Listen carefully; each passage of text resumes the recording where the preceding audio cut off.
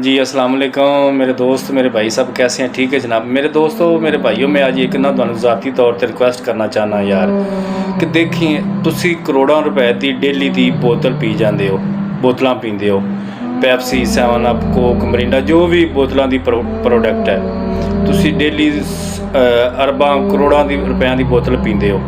एक तो बोतल तुहानू नुकसान देती है, पहली चीज़। दूसरी चीज़ है कि सारा पैसा बाहर जाता है, यहूदियों को, इसराइल को, बाहर के मुल्कों जाता है। साडा तो नुकसान है, बोतल पीतियाँ भी साडा नुकसान है, तो बाहर पैसे दित्तियाँ भी उन्होंने साडा नुकसान है। तुसी ये बोतल के हिस्से का गन्ने का जूस, गाजर का जूस, स्ट्रॉबेरी का जूस, ताज़े फलों का जूस क्यों नहीं इस्तेमाल करते हो। एक तो साडे गरीब भरावां नूं फायदा होएगा, जिहड़े बेचारे इत्थे कर रहे काम कर रहे हैं साडे पाकिस्तान विच, ठीक है, उन्होंने बेचारिਆਂ ਦਾ रोज़गार चलेगा।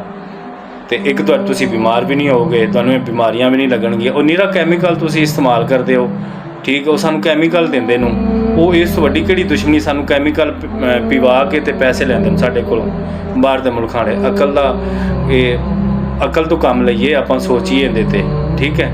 यह बोतलों का इस्तेमाल छड्डो जनाब, तो अपने ताज़ा फलों का जूस है, गाजर का जूस है, स्ट्रॉबेरी का जो भी है, तुसी आप पाकिस्तान की जिहड़े ताज़े फल हैं वो इस्तेमाल करो, ठीक है। तुसी बोतलों तो बाईकाट करो बिल्कुल, तो तुसी पाकिस्तान के आइटम जी वो इस्तेमाल करो। साढ़े गरीब भरावां का भी फायदा होएगा, उन्हों का भी रोज़गार चलेगा बेचारिਆਂ ਦਾ।